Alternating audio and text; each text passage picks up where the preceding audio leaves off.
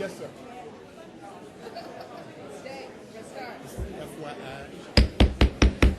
We're going to go ahead and get started with the meeting of the Board of Governors.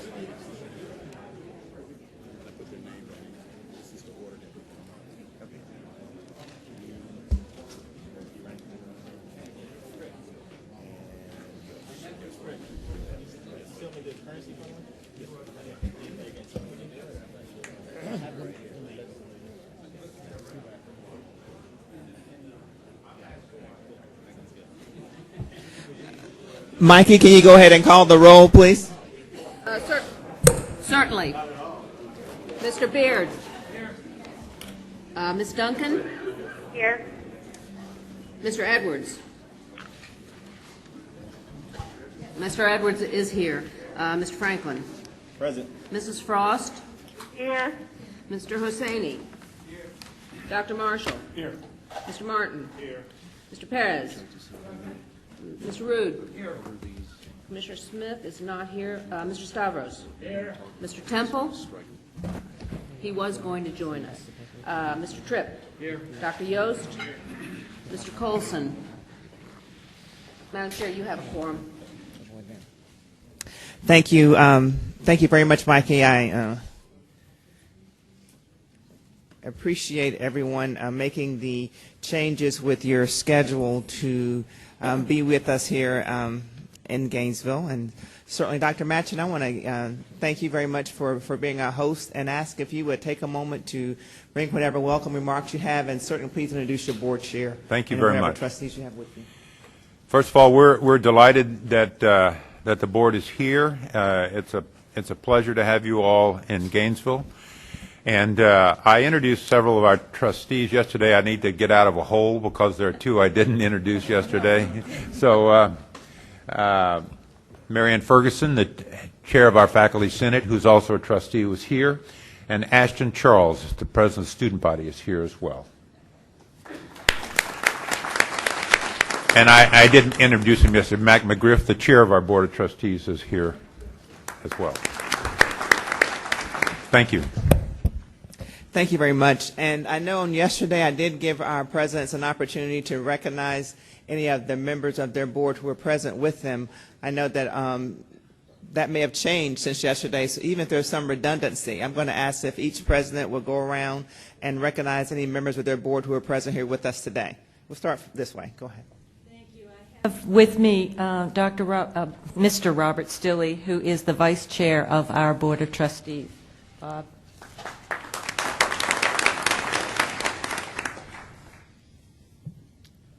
Dr. Benz? Yes, today I'd like to introduce in person instead of in absentia our new vice chair of the University of West Florida Board of Trustees, Mr. Louis Baer.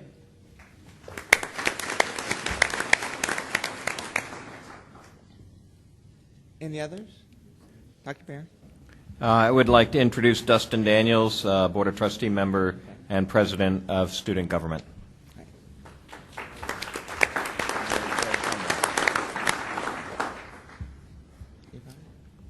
Dr. Ammons? Or I would like to introduce again Governor Gallup Franklin, President of the student body at FAMU, member of our Board of Trustees, and President of the Florida Student Association. And also to say that we're just so proud of him that he represents everything that all of us want in students. Thank you.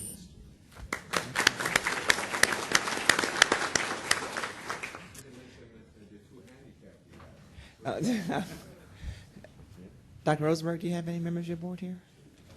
Okay. And Governor Edwards. President Bradshaw is here. I don't see him in the room at the moment, but on his behalf, I would like to introduce Mr. Larry Hart, who is the Vice Chairman of the Florida Gulf Board.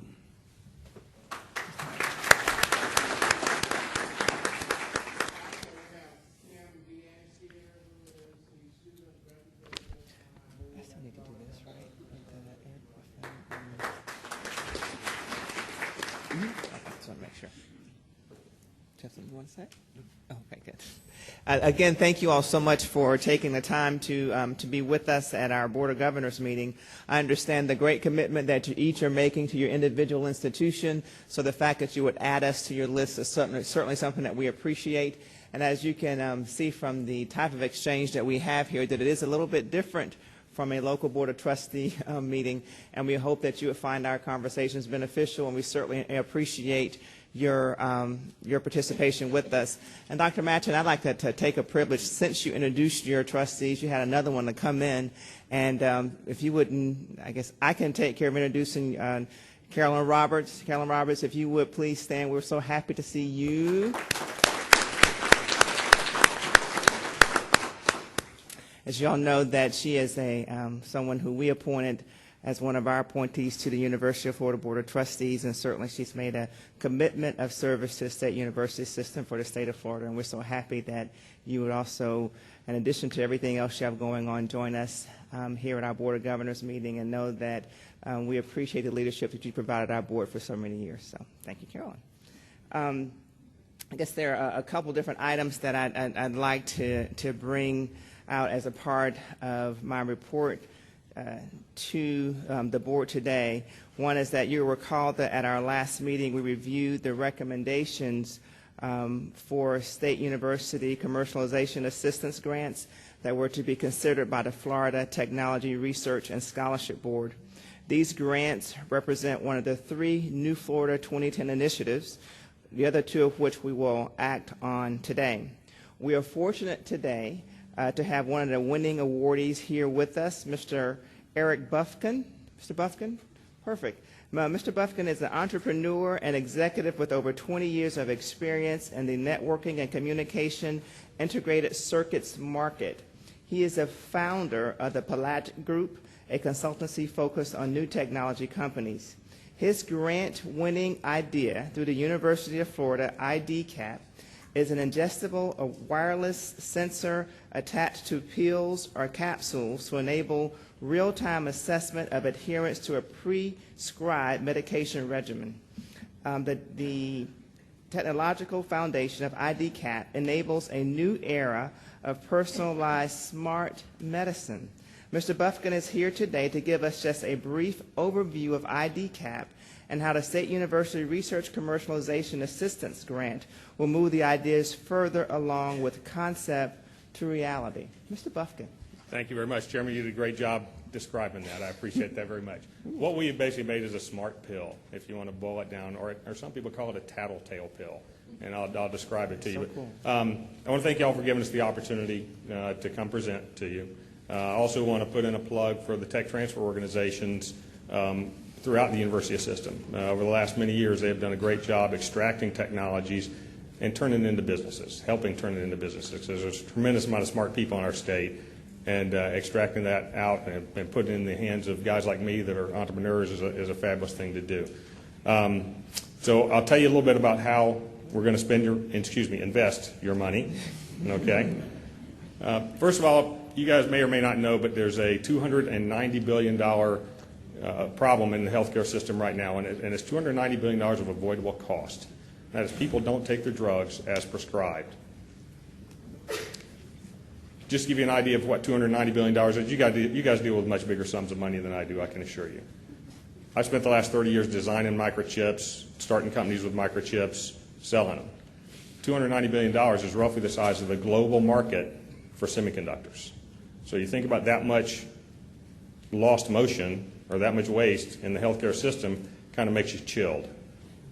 If you look at a couple of the facts, there were about 8 million people participated in a clinical trial of a new drug in 2009. Developing a new drug cost about $1 billion. When you look at the numbers of people that have to participate in a trial to approve the drug, you look at how much each person costs per head. It's about $8,000 on average.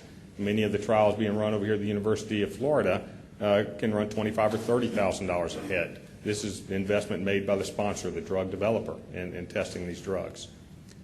Over a third of patients that are on drug medication, probably a lot of us, including me in this room, don't take the complete regimen of drugs. You may stop that antibiotic a little bit early. There's other things that aren't a big deal. But when you start looking at people that are on chronic medications like for hypertension, for mental health, for infectious disease, very big adherence problems, very expensive consequences, hospital visits, and other sort. And the other thing is, people don't take their drugs, or if you don't take your drugs, you don't get well. Your quality of life suffers. And so the question we asked is, well, who takes their drugs? And we found out nobody really knows, other than we ask them and they tell you. So what IDCAP does, as Chairman described to us, we put a little sticker that has a wireless chip on it, on the pill or on the capsule, so that when you ingest the capsule, it sends out a wireless signal in real time so that your doctor, your spouse, your clinical trial manager, depending on what environment you're in, can know in real time when the drug has been taken. So how does this work? And I apologize for this being an eye chart, but I'll give you the quickest description I can here. We start with a little, it looks like a little postage stamp, a little sticker. If anybody's familiar with the concept of RFID, the little devices that are in many of our products we buy today, we put something very similar like an RFID onto a capsule, onto a pill. Some of the innovations that make it possible, we didn't just run out and pick different materials and put on this RFID, because people are going to be ingesting this. The FDA has very strict rules about that.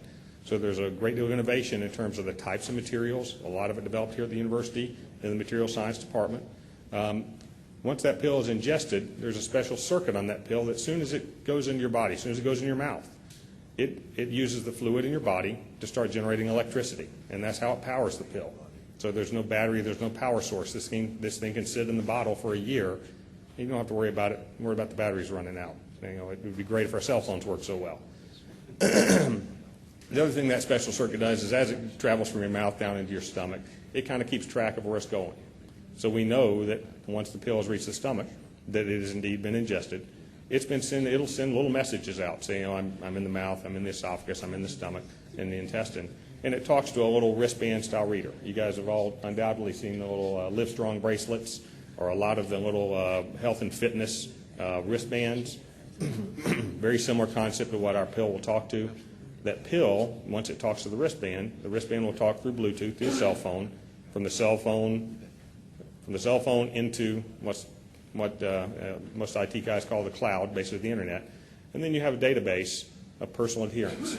That means your doctor, your family, your pharmacist, your benefits provider can know what that adherence record is, can intervene if they've seen that that somebody hasn't taken a pill in a certain amount of time. Most popular question I get at this point is, well, what happens to that tag once it goes in? Fair question. One of the big things we had to come up with was a biocompatible, biodegradable set of materials that also was compatible with the body and was not absorbed by the body. So basically, as that pill passes into the intestine, it just like the pill dissolves, the substrate that it's on will dissolve, and the electronic components disintegrate into micro-sized particles, and they're passed on through.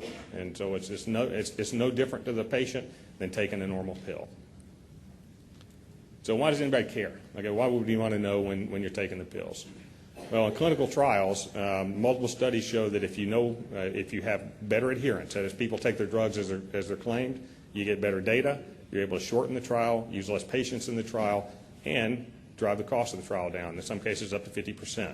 So you look at a $1 billion drug development, in some cases clinical trials are half of that expense. You're looking at a couple $100 million in terms of reduction of trial costs in some cases. Now, that's extreme cases, but they are there. You look at prescription drug therapy, well, first of all, you improve the outcomes for the patient. You reduce the visits back into the healthcare system that are unnecessary and that we're paying for. You can actually reduce healthcare costs for employers and benefits payers. One study done by the New England Healthcare Institute, they're the ones that came up with that $290 billion number. They estimate for a mid-sized employer with 150 employees, there's $10 million of avoidable costs attributed to drug adherence. So that's a pretty significant amount of cost. As many employees as we have in the state university system, I'd say that's probably a pretty good benefit potentially as well. If you look at the size of the need in our own country, one thing I'll give you guys a confession here. I'm out of the technology industry, so when I start talking about medical stuff, I may not use exactly the right word. I'm learning as I go. I'm the only guy in our company, quite frankly, who's not a medical doctor or a PhD, so I'm in good company to help me out here. But you look at the therapy, the type of therapeutic areas where drugs are being developed over the last 5 years.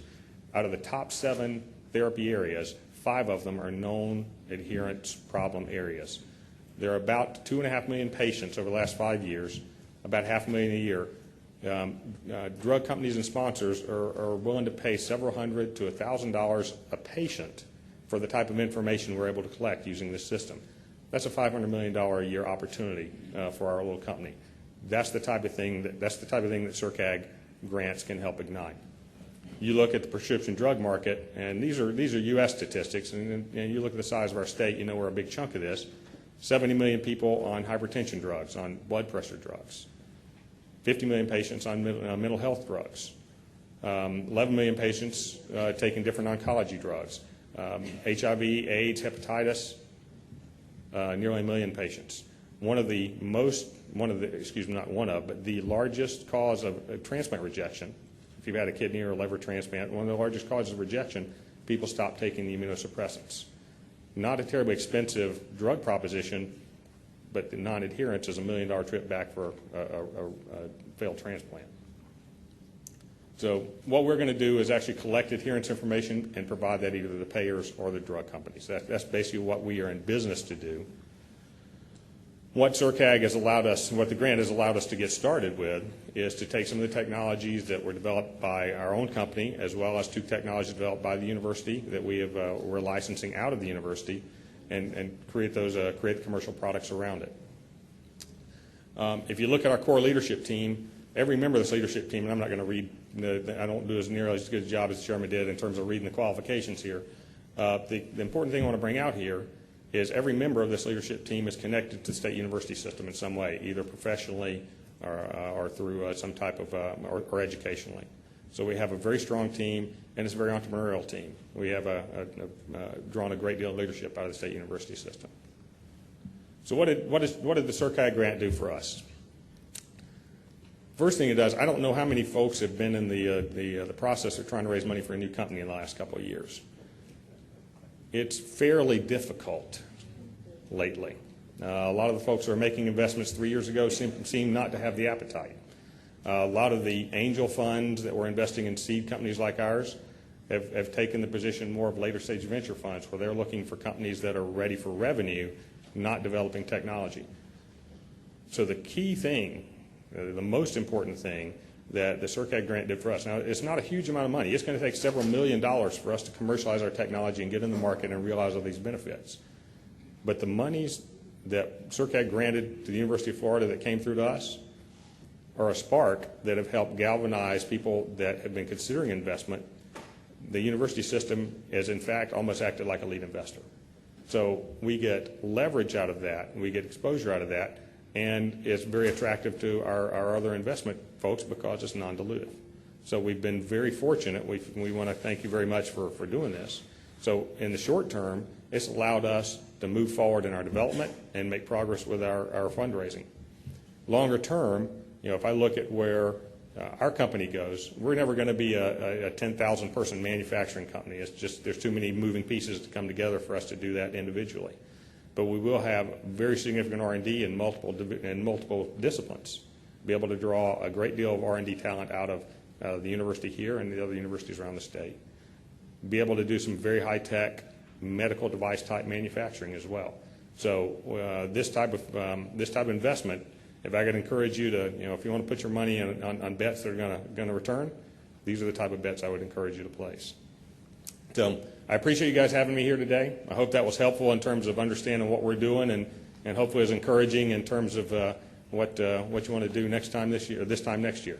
So please call me and contact me if you have any questions. Right. Let's give Mr. Buffkin a big round of applause. Mr. Buffkin, just thank you. For that presentation. And as a person who, in addition to other things I do, also work a lot with elders, the fact that you have developed such a product will certainly make a difference in that part of our society as well. So just thanks so much. Since we were together last, a lot of work has been done. You will note that we did have a change in our meeting date, which did impact some of the in-person attendance of some of our members just based upon some of the items they previously had scheduled. So again, thank you all so much for being so flexible. We have provided a calendar for 2011 and 2012, and we trust that you can now plan out and plan ahead and ensure that we pretty much are going to follow that schedule down the road. So thank you so much for those of you who kind of adjusted what you had, and for those who were unable to do so, thank you for appearing by telephone.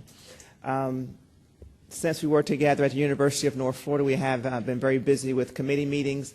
I want to thank those members of our board who did participate and lead several different issues or several different meetings. In particular, I want to thank Governor Frost and Governor Rude for the work that they've done with the Strategic Planning Committee, as well as Governor Martin, and also Governor Perez and Governor Duncans, Franklin, Tripp, and Provost Abel, Glover, and Workman for all the work that you guys put together on tuition and fees. We had a lot to do after the last legislative session, and we didn't have a lot of time to do it in. So we want to just thank you guys for that committee work, Governor Perez, because it did make a difference in us being able to move some of these issues forward. And I guess it's been part of my goal to make sure that although state government is a very bureaucratic process, that we not move slowly and slow things down. We want to ensure that universities have every opportunity to take advantage of some of the new items that have been put in place, and just want to thank you guys for working so expeditiously to get this all done as soon as possible. I also would like to note that since we were last together, we did have two very I guess I'm sure several other very significant celebrations on individual campuses, but there are two that I would like to mention. The Chancellor and I were pleased to have the opportunity to go to New College, where it celebrated 50 years, and we certainly want to commend the President and the Board of Trustees there. There we go. And let them know we missed him today, but we certainly enjoyed the opportunity to share with you all your celebration of 50 years of New College. It was certainly a good day for the State University system to celebrate such a wonderful piece, or a wonderful, what I call, piece of our 11-piece puzzle. So thank you so much. And also, we were very pleased to have the official installation of Dr. M.J. Saunders as the 6th president of Florida Atlantic University. I'm sorry that I was not able to be there, but Governor Tripp represented the Board of Governors at this celebration. And I think, Norm, you had a few words you wanted to say about that? Yes. It was a wonderful celebration. MJ had her mentor, former president of Cleveland State University there, and it turned out that he had served some time in the early days as a professor at FAU. And it was a wonderful experience. The Chancellor was there, and thank you for inviting a member of the Board of Governors to participate in that, and we really had a great time. Thank you. Thank you very much, Governor Tripp, and again, congratulations. Last week, I was in Tallahassee for the first meeting of the Higher Education Coordinating Council. I'm confident the members of the council are prepared to address the many issues that we as a board have wrestled with. It was a certainly interesting meeting to participate in. I'm going to, during the Chancellor's comments, he can certainly add some additional thoughts about the meeting. I think what was interesting about it for me was to actually see some of the provisions in our new legislation, or as a part of our new legislation, as a part of a settlement, the lawsuit kind of actually come to fruition, and to see the group come together and understand the value in coordinating. I said during my comments that education has certainly changed in the state of Florida, and it's important that we coordinate as much as possible, particularly during these times, to make the best use of our scarce resources while still ensuring that we provide a quality, or have a quality higher education system. So again, Frank, I guess you'll give some more comments about that. I think he affectionately calls it the HEC. They certainly got off to a great start. I was pleased to note that we did have representatives from the legislature as well as from the Board of Education also present with us. One of the big initiatives that are going to be coming up, and you'll hear some more about this during a report from Governor Husseini, is that we do have 23 trustee vacancies that we will be working on. The work seems to never end around here.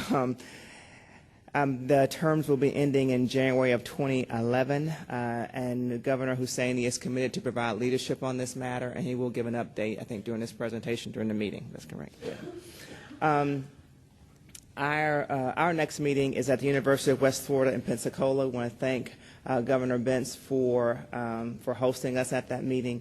I am pleased to know that we're going to God's country to hold. That's right, to hold the meeting. The other Florida, is that what it is? I agree with that. I meant to tell you guys that during the conversation with President Ammons and President Bentz that my mother received her undergraduate degree from FAMU, and then she came back and received her graduate degree from the University of West Florida. So it's pretty important to me that all of our pieces of our 11-piece puzzles excel, but I certainly have a lot of special contact with those two institutions.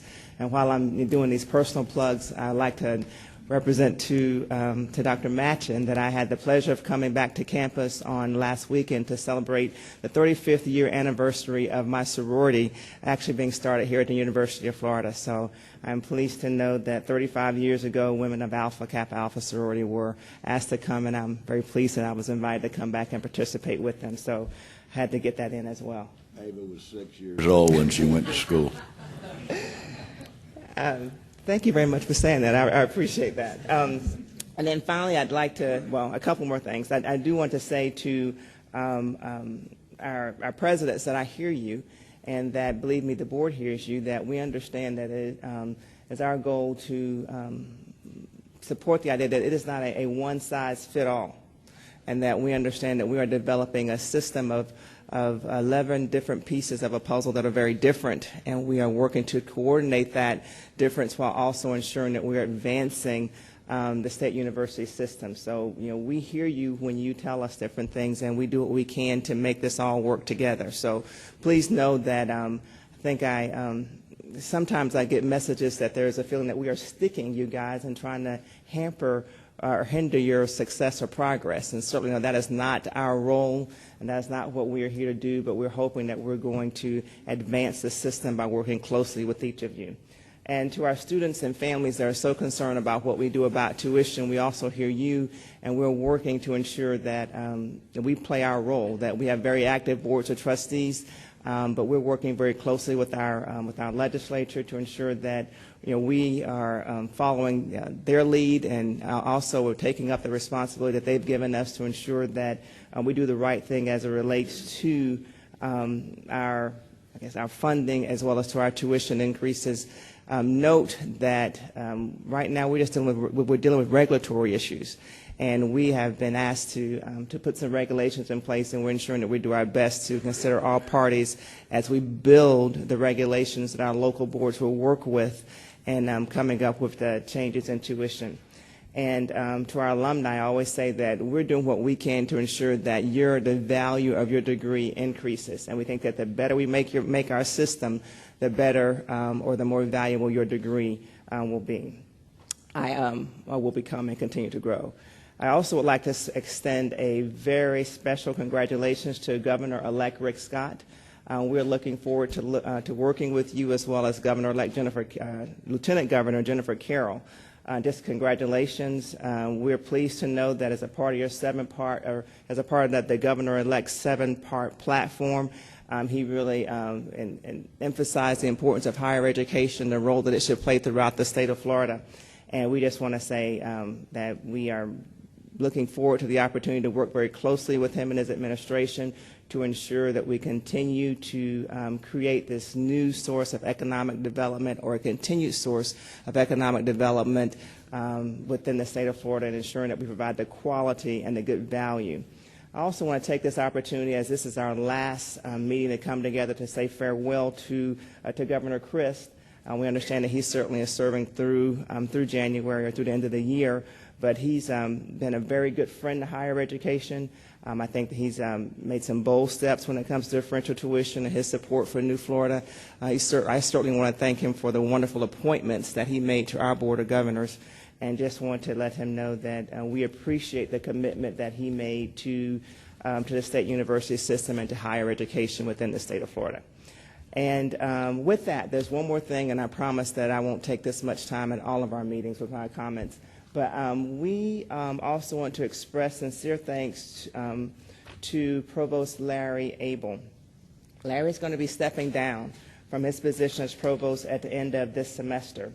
Larry has been at FSU since beginning there as an assistant professor in the Department of Biological Science in 1973, 37 years ago.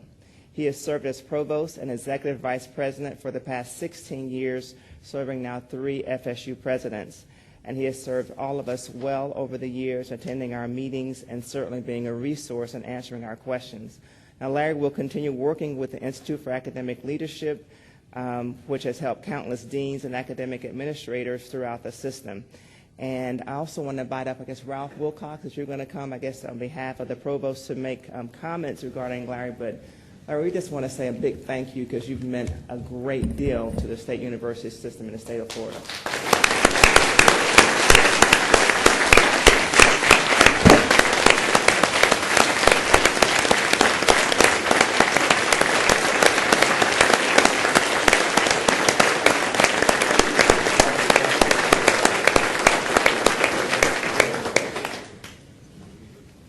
Ralph? Thank you, Chair Parker. And perhaps with your permission, we can invite Larry to come forward. I'm pleased to report that the Council of Academic Vice Presidents just last evening held a characteristically irreverent celebration of Provost Abel's extensive contributions to Florida State University and the state university system. Replete, as I'm sure he'll be pleased to share with you, a photographic expose of his life and much tearful testimony that went, as you might imagine, long into the night. But Larry, in all sincerity, we're deeply appreciative of his leadership and mentoring over the past 16 years, and we recognize that the state university system is much better off for the contributions that Larry has given to it. Most of all, Chair Parker, as you've mentioned, we're absolutely delighted that before he passes into that great provost's office in the sky,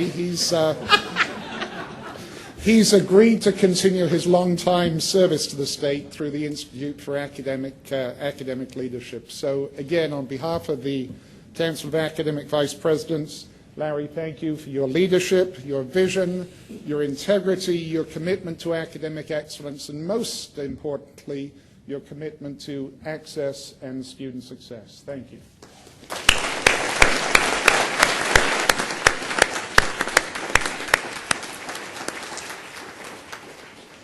At this time, we move on to item number 2, approval of the board minutes. I'll entertain a motion at this time to adopt the minutes of September 16th. All in favor signify by saying aye. Aye. Great. Item number 3, Chancellor's report. Chancellor Brogan. Thank you, Madam Chair. Before we leave too long behind us, Larry Abel, I did want to also pile on a little bit and say I'm one of his biggest fans. I've had the chance to know and work with Dr. Abel for a good many years in a variety of capacities. And the great thing I think about Larry, among many great things about Larry, is the fact that when Larry told you, you could count on it.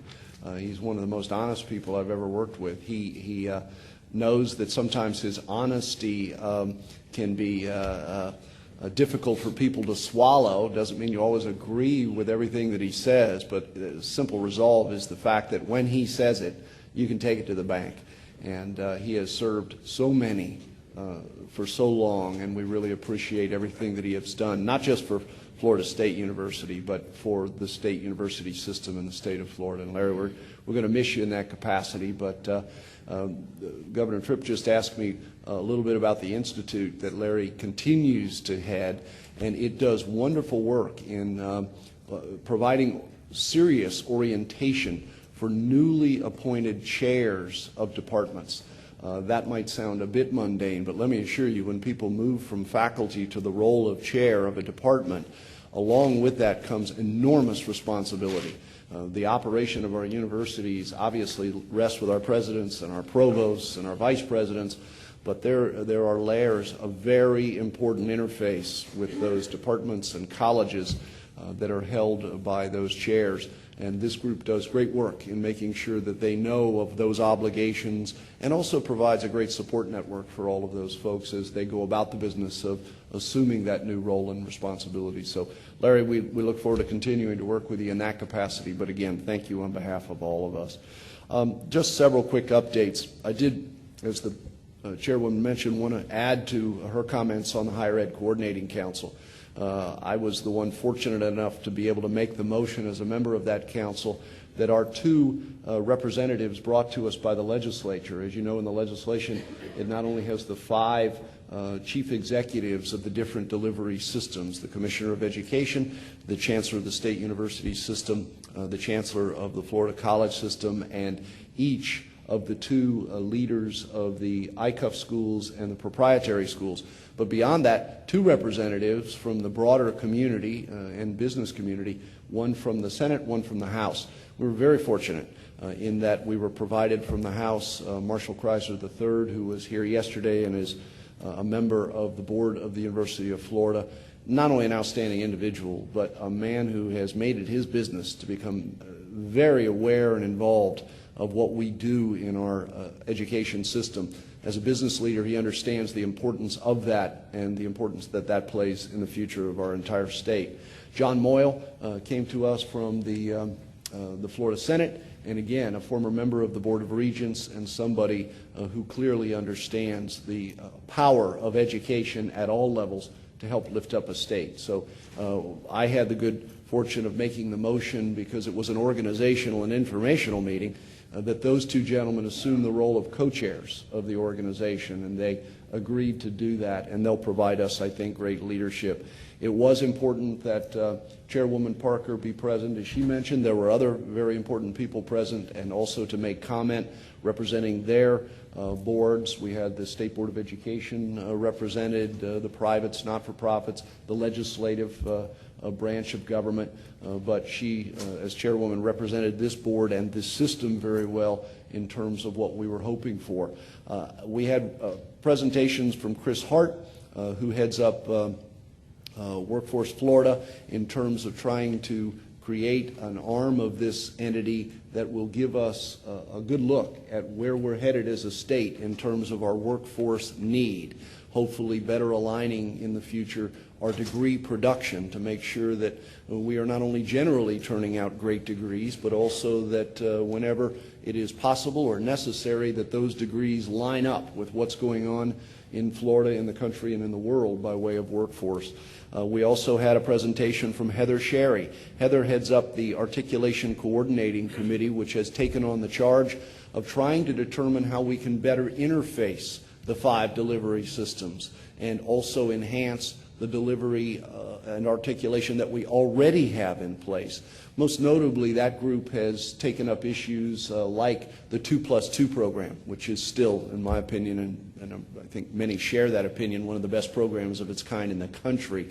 So we felt that that group was very well poised. They're extremely cross-representative and can provide us some, we think, better insight as to how we can marry these different delivery systems together. But as I met with the presidents last night, we began an important conversation, and one that I hope will continue there, and then each university as well as this board will ultimately take up, and that is trying to create the long-term vision for higher education in this state. We know that the system we presently have is wonderful, but at some point is going to become capacity burdened. And by virtue of that fact, we know that we shouldn't wait for an urgency to present itself when we run out of room or capacity, that we need to tear a page from the Pappas report that this board commissioned several years ago and begin to articulate and then to take a leadership role in advocating for what the system of higher education is going to look like for the next 20 to 25 years. Not just next year and the year after that, but have the courage and the vision come together to be able to advocate for how all of these delivery systems I just talked about can work together to create a vision for our system of higher education. And then also, as Governor Stavros is regularly and rightfully discussing, how the pre-K through 12 system can better plug into that to make sure that we create that seamless system that so many of us have looked for so long. So we have great and high hopes for the Higher Education Coordinating Council, again lovingly referred to, Madam Chair, as the HEC, and we'll hopefully see recommendations coming from that body over time back to the delivery system governing bodies, in this case the Board of Governors, for how we can better interface and how we can better create a vision going forward for our entire system. I, too, wanted to acknowledge not only my time along with our chairwoman at New College. It was a great and successful celebration of 50 years of outstanding honors education at New College, but also my visit along with Governor Tripp to Florida Atlantic University for the investiture of our newly installed president, M.J. Saunders. Both were wonderful celebrations, but both an opportunity to remind ourselves of the great work that is being done every single day at these universities, but also, regardless of 50 years and regardless of new administration, where we need to go as a system moving forward. And I thank both the administrations and their boards for the kind and generous welcome that we were provided during our time at both of the institutions. I also wanted to thank President Manchin again. I've continued to tease some of his folks about how easy this is to put all of these things together whenever the Board of Governors comes flying into town. And gee, we're a group of such simple need, just a small room in which to meet, perhaps some snacks, and that's pretty much it. We know the reality of this, that this is a major endeavor to host the Board of Governors.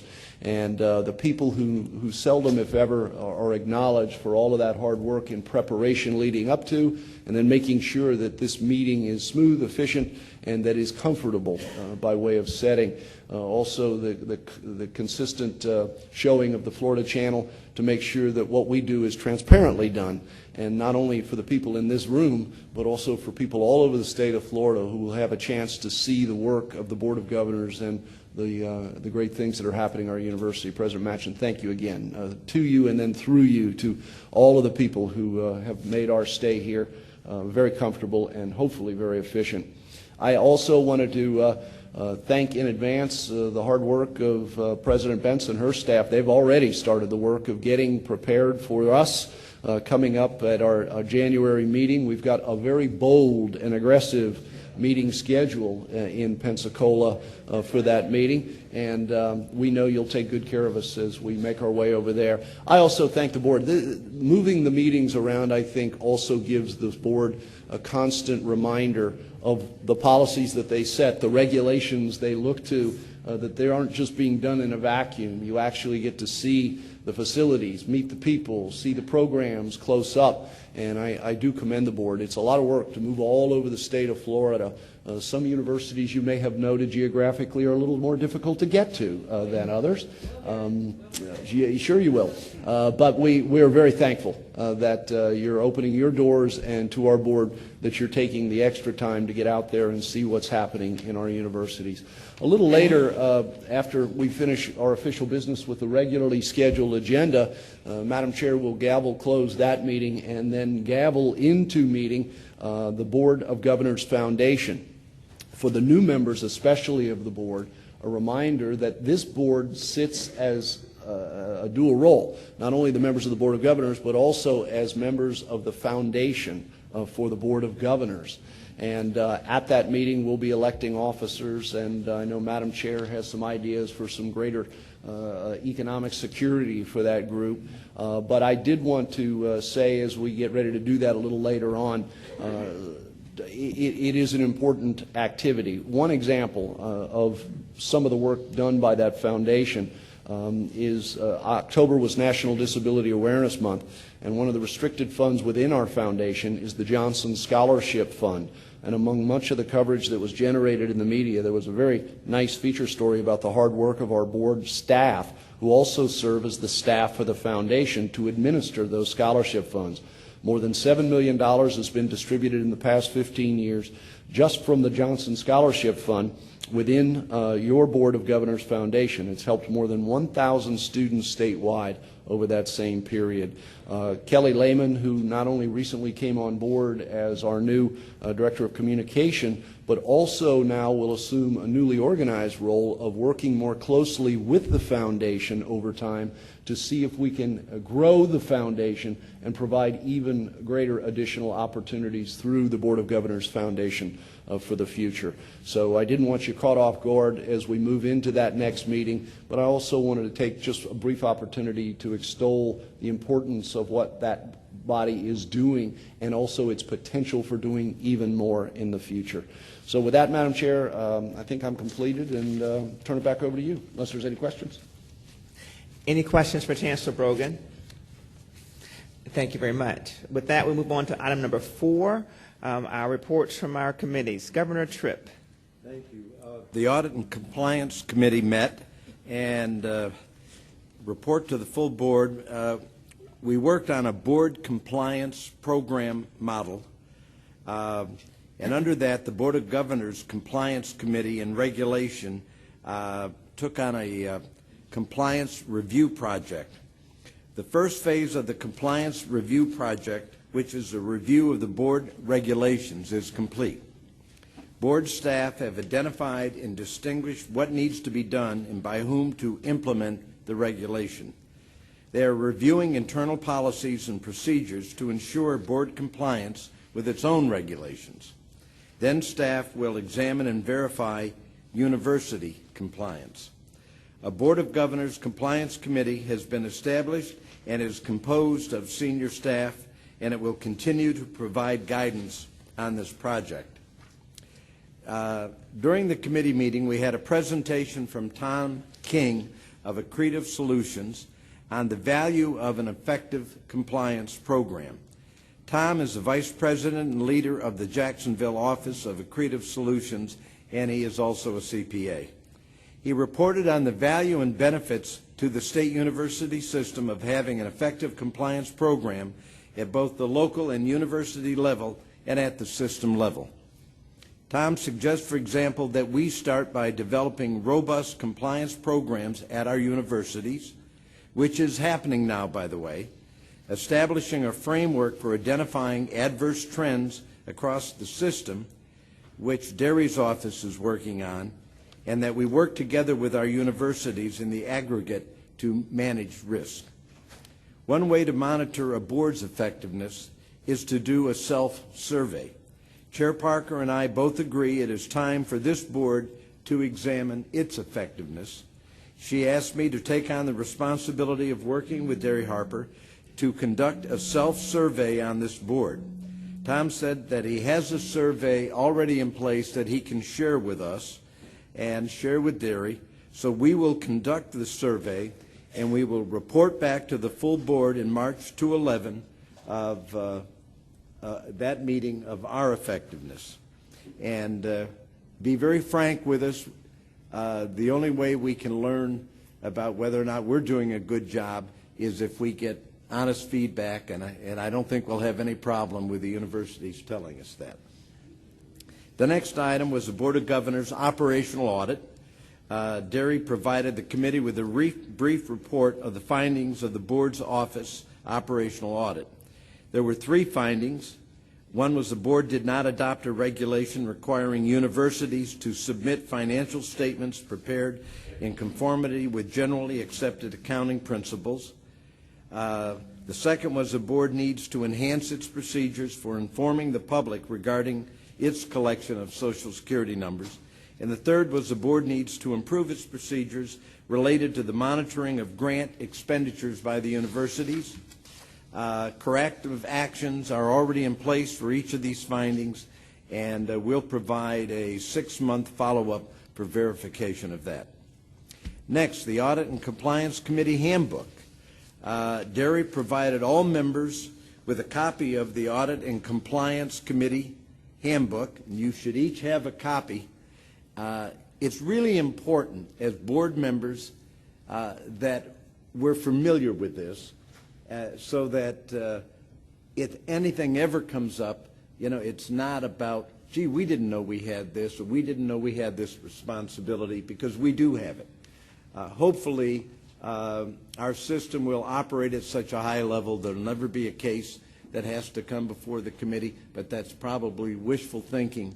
And so this now tells us how we're going to operate and what we do if something does come our way.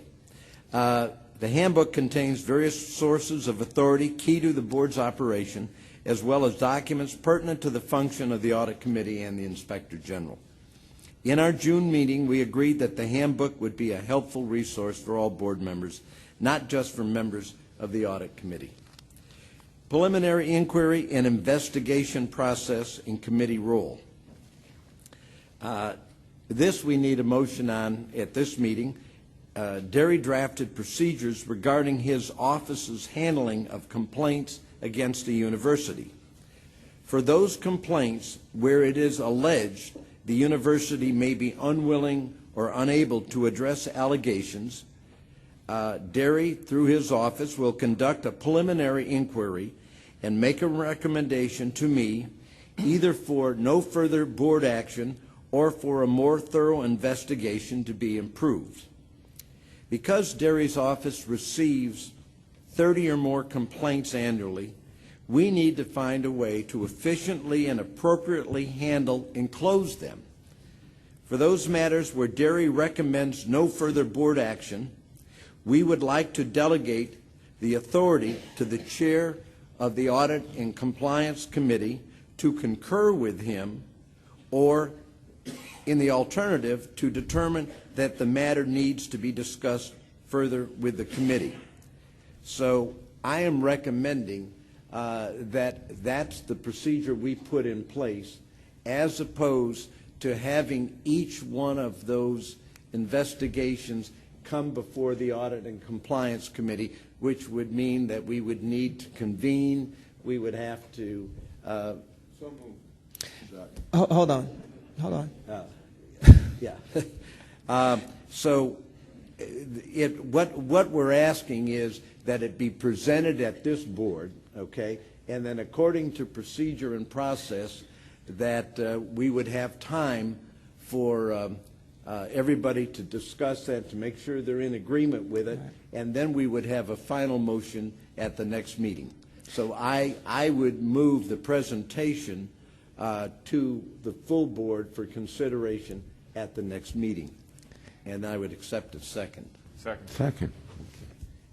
Okay, so is that the proper way, Madam Chair? We're close. And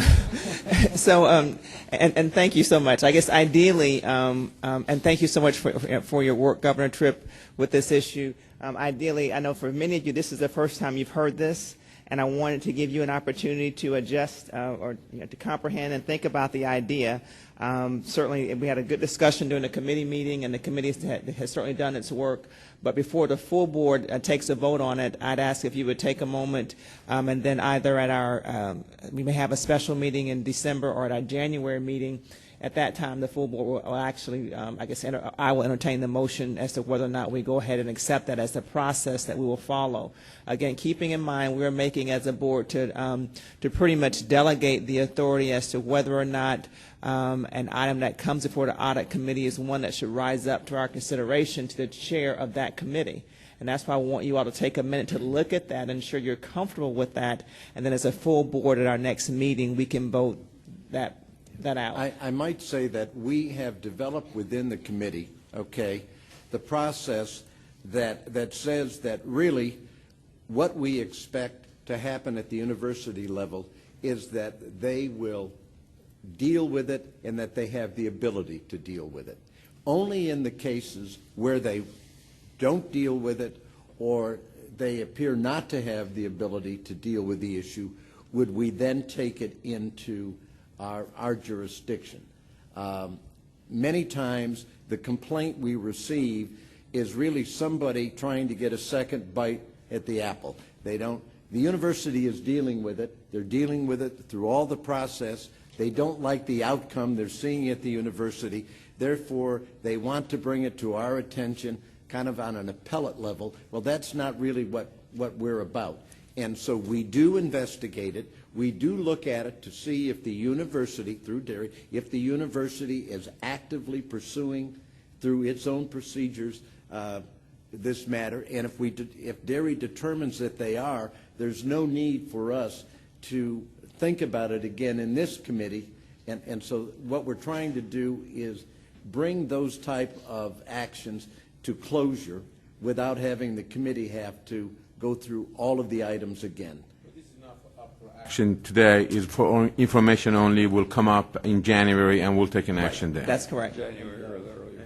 Mr. Chairman, I would say, just procedurally, if members have questions as you think about this and cogitate on it before it comes back for official action, please feel free to call Derry. Please feel free to call me, because obviously you can't talk to the chair. So feel free to use us to kind of flush out any ideas or issues, questions that you might have between now and then. So I guess we don't need a motion. I'm presenting it for consideration and ask that you take our recommendation up at the next meeting. Thank you very much, Governor Tripp. Any questions for Governor Tripp at this point? And that concludes my report. Thank you. Governor Edwards. Thank you, Madam Chairman. Hopefully we're going to have a fairly small agenda today, time-wise, but I will tell you that in January we're going to have a lot more work to do. We have the PICO proposals to consider. We have at least 3 bond resolutions, maybe 4. We have the 5-year capital outlay, the FTE forecast, and the first draft of our student life survey to look at. So our January meeting will be one which will have quite a bit of activity.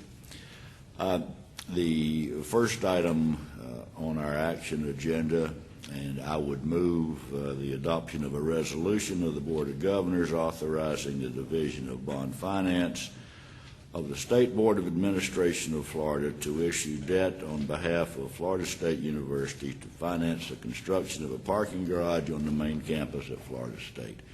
In terms of size, Florida State is one of our smallest universities. This will add an additional 1,000 parking places. It has been approved by our staff, by the staff of bond financing, by the administration at FSU, as well as their board of trustees, and I would move adoption. Is there a second? All in favor signify by saying aye. Aye. Motion carries. Governor Edwards. The second resolution that I would move adoption of is a resolution of the Board of Governors authorizing the Division of Bond Finance of the State Board of Administration of Florida to issue debt on behalf of the University of North Florida to finance the construction of a student wellness center on the main campus of the University of North Florida. This is one, again, which has been approved by all of the various entities. I believe Governor Gallup has a comment.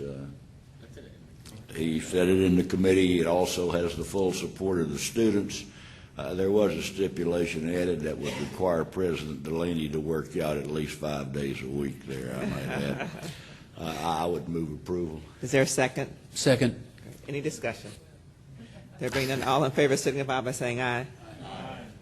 As I indicated in the committee meeting, I would like to express my appreciation to President Bentz and her staff about the next resolution.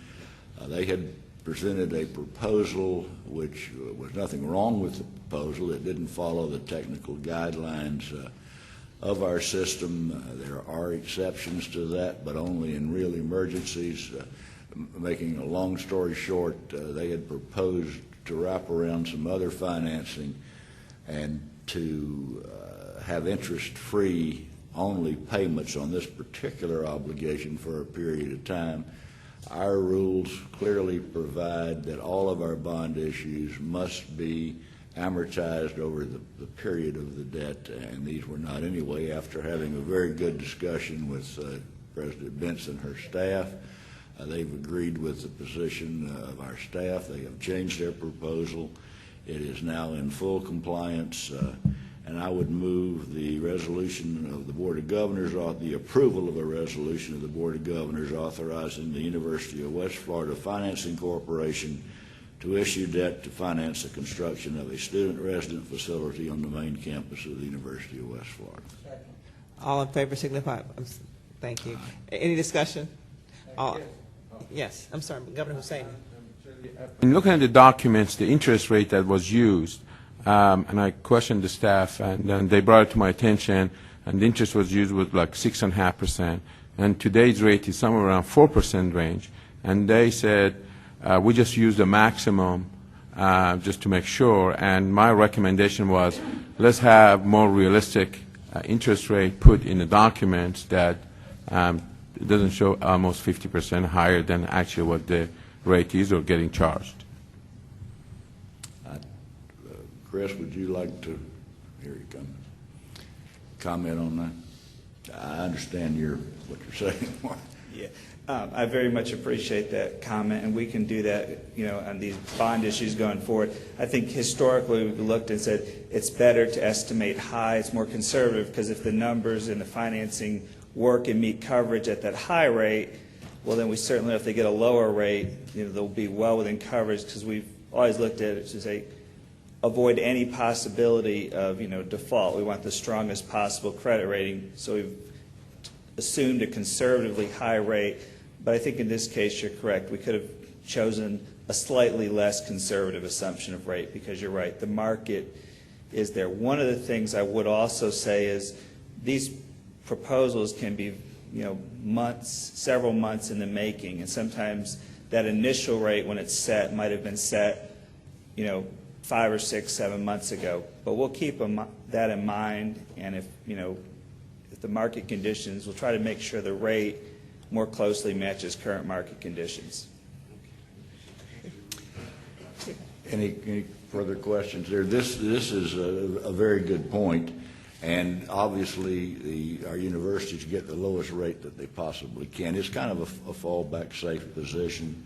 Are you ever aware, Chris, when we've ever actually issued that those rates are at higher rates? Yeah, in the past, the markets changed. I recall our CITF bonds. 2 years ago, the markets froze up. When we went to market, we were above 6% because the markets, and we were lucky to get that. Now we're seeing historic low rates. They seem to be slightly edging up in the past few weeks. One thing I'll make sure is that the board, when the sales actually close and proceeds are received, that certainly the members of the committee, and if it's the pleasure of the board, all members receive the actual closing documents so they can see the actual, what the true interest cost rate is, what's actually either competitively sold or when it's negotiated, what that actual final rate is. I think that would be helpful for the committee. They can say, we said 6%, but we got 4.5%. That's what you'd like to see. You would not like to see, we thought it would be 6%, and it turned out to be 7%. I think that would be a cause for concern. President Ben. Also, I could add that we've acquired bond insurance as well as insurance, a surety bond for our reserve account. So since we prepared that document, we've gotten that insurance, and that's just one more solid brick in the wall to financial success. Any other questions on the motion? If not, all in favor signify by saying aye. Aye. Great. Governor Edwards. That concludes the action items. There is one additional item involving the University of South Florida that we would like to discuss briefly to kind of get the sense of the board as to how to handle this. I would like to point out, for those of you who stayed up last night, the University of South Florida managed their time excellently and managed to pull out a 28-27 victory over Rutgers on the football field. I would also like to point out politely that the football staff did a better job of managing their time than the USF staff on this bond. What I mean by that is that our regulations require that these proposals be submitted 60 days prior to the board meeting. Now, there's a very good reason for that. One, we're operating with half the staff that we had 20 years ago when we have twice the number of students. And it's very difficult to do the proper review of these items within the times. Now, but the other half of that equation is these proposals also require the review of the Division of Bond Finance. We don't have any control over their time schedule. They work very well with us. But again, there's a reason that we have that 60-day regulation in here. Now, however, there could be reasons and times when it's to our advantage to waive that requirement, and my personal feeling, and I think the feeling of the committee, was this is one of them. The Build America Bonds program expires on December 31st, and in order for the University of South Florida to submit and to get these through that particular program, it would have to be approved before December 31st. So what we are at the request of the chairman, I think what we're kind of asking for is the sense of the board to have a special called facilities committee meeting as well as board meeting to approve these prior to December 31st. This would be obviously subject to the Board of Bond Financing's report coming in prior to that time, as well as our staff report, and it would be subject to the University of South Florida saying that they also could get this accomplished within that time frame. The savings are in the millions of dollars, and even though I think we have to be very careful when we approve exceptions to our rules and regulations, this is one that it certainly is in the benefit of the students and of the system. And my feeling, and I will defer to the chairman for her comments, is that this is something that we should do. Unless there's any strong objection from the members, my goal is to call a conference call meeting in December in order to address this issue. I'll work very closely with, our staff will work very closely with Governor Edwards, and staff will also work closely with Dr. Genschef and the staff at USF. So we know the timing of the call, but the plan is in order to ensure that we are able to make the savings for the system and for particularly for USF, we will have a called meeting in December. Okay, Dr. Genschef, please. I appreciate this consideration. The Build America bonds will be gone after December 31st, and this does save $4 million to the students. So we really appreciate your consideration. Thank you so much. Great. Governor Edwards. Madam Chair, unless there are other comments, I believe that concludes our agenda. Thank you. Great. So just look forward to receiving notice about a conference call meeting in December.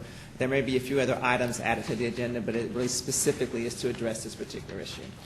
Now we're up to Governor Franklin and the Student Affairs Committee. Thank you, Madam Chair. The Academic and Student Affairs Committee met Wednesday afternoon and received updates on several committee projects and considered the following items. Implementation of the PhD program in biochemistry at Florida International University was approved and will be coming in front of the full board in January for consideration.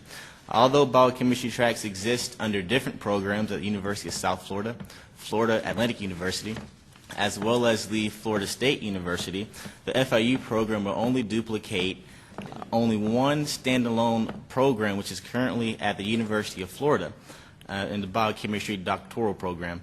But the University of Florida is going to be phasing out their biochemistry PhD program very soon in favor of interdisciplinary doctorate with concentrations in biochemistry and other areas. The committee also considered a draft regulation that implements a new statutory requirement to allow accelerated high school students access to electronic library resources. So, Madam Chair, following the regulation promulgation process of the board, I move to approve of the notice of intent to promulgate Board Regulation 6.012, access to certain electronic library resources by accelerated secondary students. Is there a second? Any discussion? All in favor signify by saying aye. Aye. Aye. Motion passes. Thank Governor you. Franklin. Madam Chair, the items B through J were discussed at the September committee meeting and are now coming forward for full board consideration following the established two-meeting process. Item B is a new regulation that will codify the administrative process for the Johnson Scholarship Programs for students with disabilities. The regulation was noticed after the September board meeting. The comment period has been expired and no public comments were received. I move approval of the new board regulation 6.019 Theodore R. and Vivian M. Johnson Scholarship Program. Any discussion? All in favor signify by saying aye. Aye. Thank you. Governor Franklin. Thank you. Madam Chair, items C through I are requests from Florida International University to approve limited access status for 15 baccalaureate programs. Within the College of Business, the programs are accounting, management, finance, international business management, management information systems, business marketing management, real estate, and human resource management.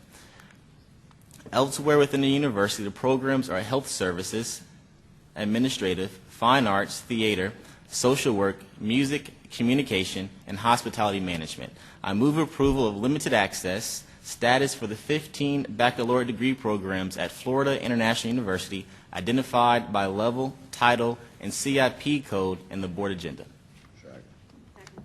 Any discussion? All in favor signify by saying aye. Aye. Thank you. Governor Franklin. Madam Chair, item J is a request from Florida Atlantic University to terminate a dormant educational doctorate program. Students wishing to pursue studies in the discipline are being enrolled in a similar PhD program. I move termination of the educational doctorate in education of specified learning disabilities at Florida Atlantic University. Is there a second? Second. Any discussion? All in favor signify by saying aye. Aye. Motion carries. Governor Franklin. At this time, I'd like to recognize some of the student leaders that are in the gallery. I see the student body president from Florida State University, Mr. Dustin Daniels.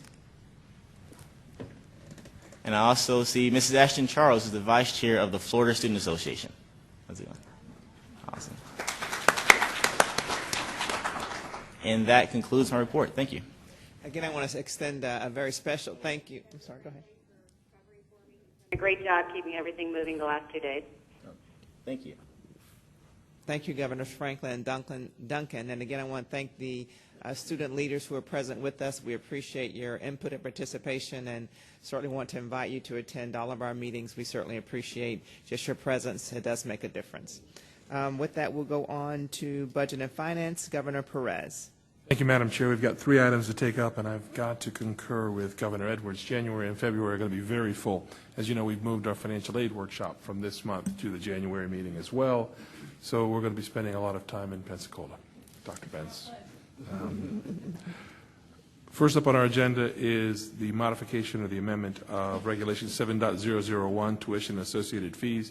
As you remember, at our September meeting, we approved this amended language and put it out for public notice. This is the one that deals with block rate tuition and fee increases and modifications. The regulation was amended to include a process for the universities to submit the block rate tuition proposals and other technical changes. We put it out for notice. We've received no public comments. And at this point, I'd like to move approval of this regulation. Is there a second? We didn't get a second? Yeah. Any discussion? Governor Franklin. Just for all the students that are listening, I want to let everyone know that this is only a map, a regulation or a map that the Board of Governors is creating. The institutions are going to be able to use to navigate their way through a process to have the approval or have block tuition implemented at their respective universities. I want to also say, of course, it's going to first be a local issue. So naturally, as proposals or anything might be submitted to your local Board of Trustees, I'm here to say that the Florida Student Association is committed to ensuring that we're thoroughly analyzing each and every proposal so we keep the best interests of the students at heart. Those are my comments. Any other comments? All in favor signify by saying aye. Aye. Governor Perez. Thank you, Madam Chair. The next motion deals with Regulation 7.003, fees, fines, and penalties. At our September meeting, we approved this amended regulation for public notice as well. As yet, we've received no public comments, and I would once again like to move approval of the resolution for amending Regulation 7.003. Second. Any discussion or questions? Seeing none, all in favor signify by saying aye. Aye. Governor Perez. Thank you, Madam Chair. Finally, we're back to Regulation 7.001, which is tuition and associated fees. This is the one that we talked about this morning at our Budget Committee meeting with regard to market rate tuition. This is a notice of intent to amend Regulation 7.001, and I move approval of the notice of intent to amend the regulation. Second. Any discussion? Seeing none, all those in favor signify by saying aye. Aye. Motion carries. Governor Perez. Madam Chair, we want to make certain that our universities know we'll be considering most of these requests at our February meeting for block rate tuition, for market rate tuition, and for fee increases. And although we've just noticed the intent to amend regulation, with regard to market rate, we'll take that issue up and finalize those regulations in January. So any university who's contemplating making a submission for that, I would suggest, since we've had so much task force work on it and such limited commentary throughout this process, you can probably safely use that current regulation as a template to begin your process and your dialogue internally if you're going to be looking at market rate tuition for establishing your request in February. Don't wait for the January approval to start the February process. And I do want to remind our universities that we will be considering in February the block tuition and any fee issues. So now's the time to start those processes. Thank you very much, Governor Perez. Do you have anything else? Thank you very much. Governor Martin. Madam Chair, the Strategic Planning Committee met this morning, and we took up one new item and discussed several other issues. Chancellor Brogan provided members with an update on various discussions he has been having with various university presidents regarding the offering of academic programs in close proximity to other institutions. We heard about several pairs of institutions and these case studies, so to speak, highlighting some of the critical policy issues our board will be going to need to address as we continue to discern the optimal structure for the system. Based upon the discussions we had today, there will be ongoing discussions, communication to make sure that everyone is fully aware of what is going on. Moving on to item number A, item A. We do have one item coming before that came before the last meeting, pursuant to Board Regulation Procedure 2.003 regarding equity and access was posted on the board's website for public comment after consideration by the board at its meeting on September the 16th. The comment period has since expired, and I move the approval of Regulation 2.003. Get a second. Is there a second? Any discussion? All in favor signify by saying aye. Aye. Governor Martin. Moving on to item B, recommendations for the New Florida Initiative. Under the leadership of Governors Patricia Frost and John Root, the Strategic Planning Committee has reviewed the Chancellor's recommendation for clustering and Scholars Boost Awards associated with the New Florida 2010. At this time, I would like to move the approval of 31 recommended projects. There's 45 funded awards delineated in your agenda, totaling $6.5 billion for the clustering awards and $3.5 billion for the Scholars Boosters Awards program. I move approval. Is there a second? Second. Any discussion? Governor Hosseini? No? No discussion? You want me to add something? It's like you were going for the mic, you know. All in favor signify by saying aye. Aye. Thanks. Governor Martin. That ends my report. Thank you very much. We'll now go to Governor Tripp for the Legislative Affairs Committee. Thank you, Chair Parker. First of all, we just finished a new election, and so I think it's important that we recognize the role of each of us as a governor to engage with our new legislators who have been elected, those who've been reelected, and we might even want to consider sending a personal note of congratulation to the new governor-elect and advise him of our support for everything that they will be doing to help the university system. The board's legislative committee met on September 15th to consider issues to include on our agenda for the 2011 legislative session, and we voted to recommend 3 issues to the full board. One, that we would seek changes to statutes to recognize the board's regulation process instead of rules in areas related to House Bill 7237, which passed on the 2010 legislative session. Second was to restore funding to the University Concurrency Trust Fund. And then third, to repeal Section 1.007-27(10), which exempts from mandatory attendance at summer term any student who earns 9-hour credit or more in accelerated programs such as advanced placement courses. We will take up each of these issues individually for a vote, but first I want Rick to just briefly review them so that everybody on the board clearly understands what it is we're asking the legislature to do and make sure we're all in agreement. Rick? Thank you, Mr. Chairman. The cleanup to House Bill 7237, if you look at the slide, contains several sections of statute that still reference the rulemaking process in regard to the Board of Governors. We believe that it's just an oversight related to passage of this bill, and we would ask the legislature to address that during the 2011 session.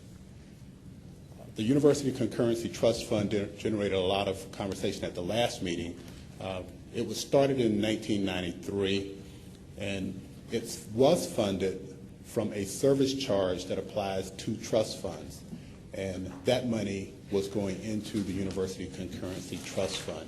In the year 2000, the legislature reduced that to 3.5%, and then in 2006, it was reduced to 0. There was still money in the trust fund at that time. And in 2008, they took $30 million, and in 2010, we spent the last of that money. So currently, there is no money in the trust fund. One of the questions had to do with what happens if we get the money back, who gets impacted. The money right now goes to two places because there are two parts to the trust, to the local option fuel tax from which we were funded. There was a part of the local option fuel tax that was started in 1983. And over the next few years, it ended up being a charge of 1 to 6 cents per gallon on highway fuels that the counties could levy. That money was to be shared with local communities, with cities. In 1993, there was an additional authorization to levy 1 to 5 cents on those same gallons of highway fuel, but the monies were not commingled. The 1 to 6 cent levy, which was authorized in 1983, would go into a local option fuel tax trust fund. That money would fund two programs that benefited cities and counties. One of those programs was a small county transportation trust fund, which provided money to counties that were 50,000 in population or less, and they could use that for transportation projects.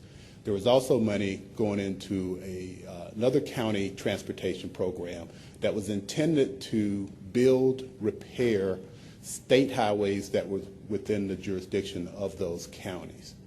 Now, there's a 1993 1 to 5 cent levy authorization. Money from that levy would go into the state's transportation trust fund. There was an 8% service charge on the second part, the 1993 authorization, that goes directly into general revenue. And I do have a chart that outlines the flow of the money. The question is whether or not the counties and cities are impacted depends on whether or not the service charge that funded us came from the 1983 implementation or the 1993 implementation. I've had meetings with Senate staff, with Department of Transportation staff, and with OPAGA, and it's a real complicated series of events that have occurred, so we don't have agreement among all of those parties about exactly what happened. We'll get that as soon as we can.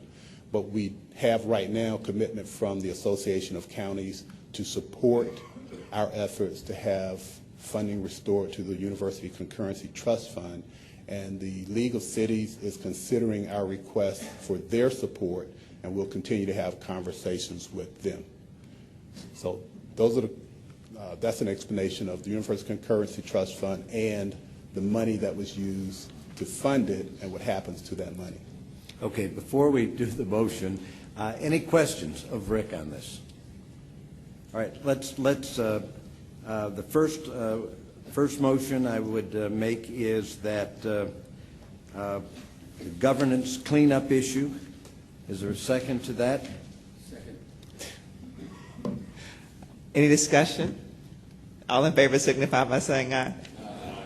Mr. Tripp. The second motion would be the issue of University Concurrency Trust Fund, that we will pursue that. Is there a second to the motion? Any further discussion? All in favor signify by saying aye. Aye. Governor Tripp. And the third will be our pursuing the summer term attendance issue with the legislature. Is there a second? Second. Any further discussion? All in favor signify by saying aye. Okay, thank you. And Rick, would you give us a brief summary of the election outcome and what that outcome may mean for the state university system? Yes, sir. I can tell you briefly that some people won and some people lost. The chancellor said he'd like to know this one himself. Wait to you. Very quickly and very top level. In Congress, the Republicans now control the House. So what it means for us is that it may impact the earmarks that we traditionally get for research at the public universities. Starting last March, Republicans made a pledge to not do earmarks. I've seen that repeated in press clips today. What we understand is they may reconstitute the process, so we may end up, and I underline may, end up skipping a year. We don't know that. We have a meeting scheduled tomorrow with our vice presidents for research and our lobbyists to put together our request. We'll go forward with our request pending any changes that occur in the process. Rick, could I pile onto that one? It's very important we all recognize what an earmark is. An earmark is an actual line item appropriation considered in the budget to go directly to an entity, an organization, a state for a specific purpose. And while we realize that Congress is right now deciding how they want to handle, or even if they want to handle that approach, we also know that the budget itself is a set of very large earmarks. And so we know that each of the agencies will end up being funded to do their work. And so even if the approach has to change from going for specific line item appropriations to find a cure for cancer, we know that the agencies who are charged with these sorts of outcomes are going to be looking ultimately to fund good research-based initiatives to help them do their work. That's not a game. That's what agencies do. And so we're going to be discussing our approach to all of this to make sure that the great projects that are coming out of our universities get a fair hearing in Washington. Because again, if you look back over history, many of the advancements in terms of quality of life that we all enjoy have come as a result of the government funding great research in higher education. So I'm not trying to suggest this is verbiage for verbiage sake. It's not. It's really about how we get our case made as to the great work that these people are doing with their researchers and try to seek appropriate funding to advance the cause of that great research. Thank you, Chancellor. And then at the state level, of course, Governor-elect Rick Scott will take office in January. He has supported the New Florida Initiative, which is something the board and current Governor Charlie Crist implemented last January. So we look forward to working with him on that and kind of explaining what New Florida is. And just for the record, it's more than STEM. It includes the entire health of the university system, which are all those arts and science courses that are part of our university academic environment. So we look forward to working with him on that. In the legislature, importantly, the Republicans now have two-thirds majorities in the House and Senate, which means that they have enough votes to override vetoes. They also have enough votes to avoid any procedural maneuvers that could be used to slow down issues or block them.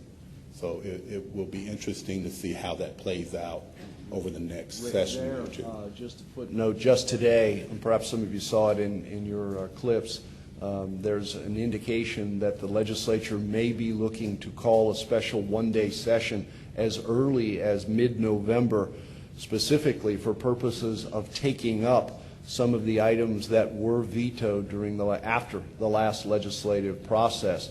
That's an important issue to us because, of course, a good number of items that were vetoed were specific facilities projects and also some programmatic projects that impacted our universities. I don't remember the total cost, Tim or Chris, but about $80 million worth. So we'll keep you up to date and apprised of how that is making its way through the process. And there are a couple other dates that we are aware of. On the 9th and 10th of this month, there will be new member orientation in Tallahassee. Over the next month or so, we're going to take the opportunity to try to meet with the new members especially and then reestablish relationships with returning members to discuss the state university system and initiatives within the board to prepare for the 2011 session. And then on December 7th through 9th, the House, I know, is holding policy workshops. No decision-making meetings, but it'd be an opportunity for us again to present to the various committees, particularly education and appropriations committees, what the university system is about, how we benefit the economy of the state of Florida and help the people of this state live better lives. The Chancellor's mentioned the special session, and we will be working with the new staffs that are in place, being put in place. Matt Ball, who has been working with Representative Dean Cannon for a while, is now Chief of Staff for Speaker-designate Dean Cannon, and we know that Steve McNamara has been in place in the Senate as Chief of Staff for President-designate Mike Herodopoulos. So we look forward to working with them. We're working right now on meetings to sit down with the staff to review both the LBR and substantive issues that this body and this university system are dealing with. And with that, Mr. Chair, answer any questions. Any questions of Rick? I want to thank Rick. We've made a big step forward.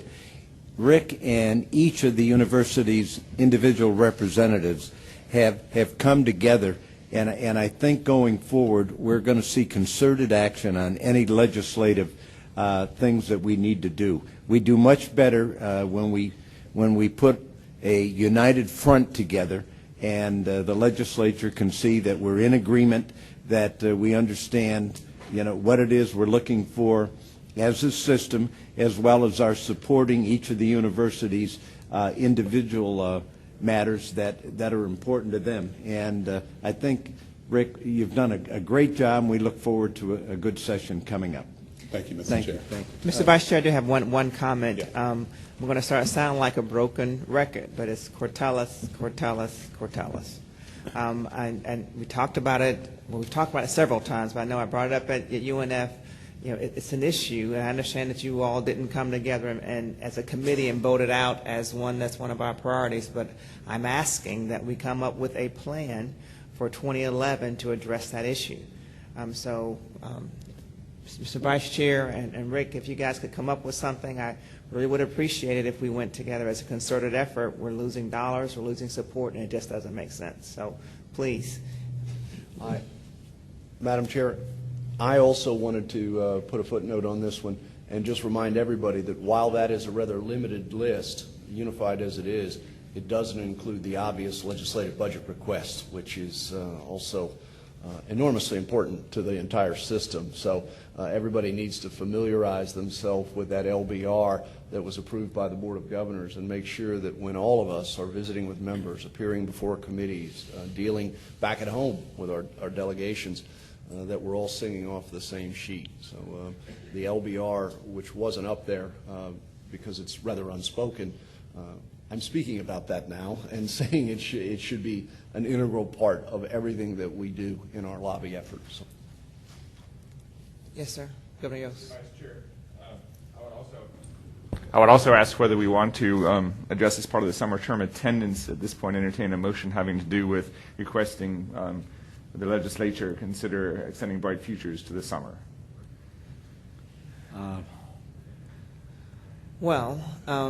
Generally, Madam Chair refers issues down to the committee rather than our setting the agenda, so I will pass that to Madam Chair. We would consider anything that she would like us to talk about. So Governor Yost, at this point, what I'd ask that you do is if you would get with Governor Tripp and Governor Colson to have the committee consider your issue. Okay. We will have another opportunity to talk prior to 2011. So if it is that the committee thinks that it's something that we need to bring before the board and possibly, because we're having a conversation about it now, if we count this as strike one, then and if it's something that the committee feels strongly about and would like to have it considered for further consideration in January, we can. But I would not entertain a motion at this time on the item, but refer it to the legislative committee. And please, Governor Yost, work very closely with Rick. That may be the best way, since you won't have an opportunity to speak directly with Governor Tripp or Governor Colson unless you guys notice the conversation. Very good. Could I make Please, one Governor last thought? I had the opportunity for a number of years to be part of the legislative process, following and sometimes dragging Frank Brogan around. We may have an opportunity this year to do something that's never happened before. If you have not gone through the process with Frank Brogan, you've missed something. He's beloved in the halls. He's respected, not only from the legislators, but all of the people who work on staff, etc. It might be something that we would consider doing, because I don't think we've ever done it in the past, and that is to set up a day or 2 days when board members and the presidents and the chairs of each board spend time going through the legislative halls together, following Frank, dragging Frank, and presenting our position to the legislator.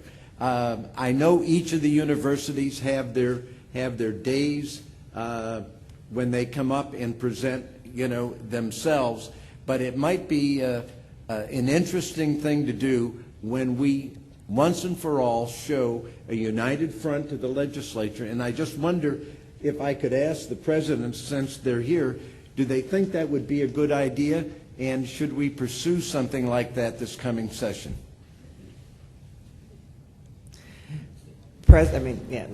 Well, I have done it with Frank, and it really is, it really does open doors. So I appreciate the suggestion. Well, maybe to refine the point. No, well, you can't talk yet. And I mean, is this something that is too far off, or would you consider doing this? Well, all of us spend an incredible amount of time in Tallahassee, so we're not lost over there, Governor. It's not about being lost. And we have staff that work with us, and Frank is very coordinated. The one thing that we have going now is the most coordinated staff relationships among all of our institutions. So in a sense, we're with Frank all over the place now. If you really think it would help me to follow Frank around the halls, I would be happy to do it. Okay? It's not follow. You have to drag them. What I've found, though, is interestingly enough, that if this August group went in and met with the lead legislators, it would be powerful. We don't recognize how much they are impressed by who comes in their door. And I think if you did that, some of the legislators, I think, would be very impressed that the president of each of these universities took the time to come in and tell them just on a general basis, not trying to pick out anything, but that we're a united group and that we're here to make the state of Florida better. I think it would have a positive impact. And maybe we only do it one day, maybe we select 3 or 4 or 5 legislators, and you do that. I think it would be positive, and so. Governor Edwards. Governor Tripp, we have done this before. It has not proved to be very successful, and the reason for that is that in the session, the members of the legislature have 1,000 things going on. And to try to drag 17 members of our board and 11 presidents around just didn't prove to be effective. Now, what did prove to be extremely effective was the members of the Board of Regents and the Board of Governors and the President's meeting prior to the session with their delegation and with their own friends in the legislature. That works. The idea sounds noble, and it's a great idea from a practical perspective. And again, I would certainly refer to Frank and to Rick and those who are now lobbying on a full-time basis. From a practical perspective, it simply is not very effective because of the time restraints during the session. Governor Stavros. Well, I've seen a change in the legislators' attitude toward the Board of Governors. I've had one of the senators say to me, "Gus, you're suing me." And I said, well, be patient with Chancellor Brogan and this board. We're going to take care of that. Dropping the litigation was very important because the legislature now has looked at us differently than somebody suing them, somebody working together with them for the state university system. So I think we're on the way, Chancellor. Governor Hussaini. Mr. Edwards, that taking so many people, especially during the session, I'm not sure how productive that is. However, perhaps maybe we can have a reception and have everybody there and invite the legislators to come to the reception and meet all of us, and we talk about different things. But I do agree also with Mr. Tripp that when we go with Chancellor Brogan, he's in a star. The problem is, the legislators start talking to the star and they forget all about us. I'm just kidding. I think we're so lucky. We're lucky to have Chancellor Brogan, and I'm being very serious. Going to a different member of the legislators, as I have been doing many years for different needs, having the Chancellor with us, it just makes a huge difference. Well, perhaps one of the things to put a fine point on, maybe we can do, because President Matchen's right, everybody is there all the time. And I can't tell you how important the days are, the FAU days and the Florida days and the USF days, FAM days.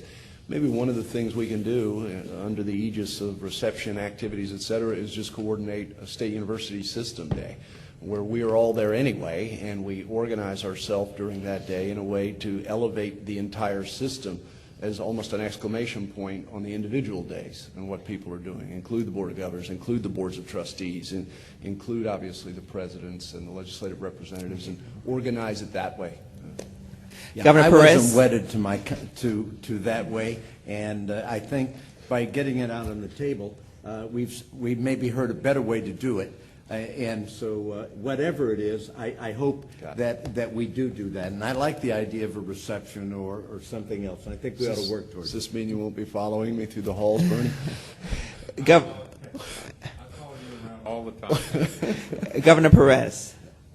Chair, maybe we should just change our legislative slogan to something like, "May the Frank be with you." Could we end this, please? I have one other comment. I guess Governor Martin. Second. Just so I can pile on, last March, I was in Washington attending a transit meeting, and I had the occasion to go with Frank in the halls of Congress, and so he has the same reception not only in Tallahassee but also in Washington as well. They all love Frank. So what I'm going to do, based upon the conversations that we had thus far, I'm going to ask Governor Colson with his committee, if you work very closely with our lobbyist, Mr. Maxey, and come up with something that would make sense based upon the comments that we've received around the room. Let's be sensitive to the time that all of our presidents and their lobbyists already put into this process, and we don't want to pile up on top of that. And also, please note, as Dr. Machen has said, we pretty much have been more coordinated than ever, at least in my history with the board, as far as working with the lobbyists and working with the universities and coming up with something that makes sense. And I also want to comment that, of course, the Board of Governors has definitely gone as a part of this committee and individually to meet with members to ensure that the agenda of our organization is advanced. So again, since Mr. Colson is not here, or Governor Colson isn't here, and because Governor Tripp can't talk to him, if you, Mr. Maxey, and the Chancellor would talk to Governor Colson and relay this conversation to him, I'm sure the committee would come up with something that we can move forward with. Anything else, Governor Tripp? Nothing further. Thank you. Governor Perez? Let's say WWFBD. Okay. Stop it. With that, Governor Husseini. Madam Chair, member of the board, one of our responsibility as a board member is to appoint trustees to the individual universities. We have 22 opening coming up for next year, early next year, and the application process has been going on. It's been slow, and we started kind of putting more of emphasis in news releases and all that. And I'm happy to tell you the application will start coming in, and we have 60-some applications now.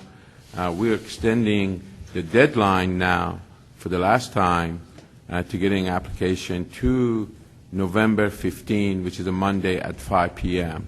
So at 5 p.m. November 15 will be the deadline, and that we accept application. I encourage everyone, all the universities, through their website, and all of our members, if you know anybody that you want to ask them to put their application in, have them in by November 15. At that point, we will appoint different members of the committee to review the application, and we will be back to the full board after approving it through the committee, our system, our committee system. We will coming back for the full board for approval. That complete my report, Madam Chair. Any questions from Dr. Genshaw? Would you be considering the applicants in January? The nominees with the appointments. That's be, correct. That's okay. correct. Yes. Thank you. That so would go they to the full board for approval. Okay. So the idea you're saying, Governor Hosseini, is that the application deadline is November 15th. That your committee will make make its recommendations between the 15th and our January meeting. And is your goal that by the January meeting that you'll be presenting that for full approval? Is that correct? Absolutely. We will have it. A member of my committee have not been working hard. We need to put them to work, so they need to cancel all their holidays and vacations because there will be, we will be coming to you by January 15th for our recommendation. Do we know when the... Go ahead. I'm sorry, Governor Tripp. Will we have a committee meeting between now and then? Yeah. As soon as the deadline is over and we get the applications, and we send the applications to the member of the committees and to look at them, and then we will have our committee meeting. Any other questions? Understand the process? I guess the biggest thing is that the chairman has decided to extend the deadline to November the 15th at 5 p.m. Great. With that, I just want to say thank you very much to all of our committees for your hard work, and certainly to our board members for their commitment to the process. And again, thank you very much, Dr. Machen, for hosting us for this meeting. As you all are aware, we will be during this meeting and going right into the meeting of the foundation. And I guess if there are any announcements that have to be made, Dr. Machen, we'll just wait until at the end of the foundation meeting as far as lunch or any other direction that you may need to provide. So with that, I'm going to adjourn the meeting of the Board of Governors and now call to meeting the annual meeting of the Board.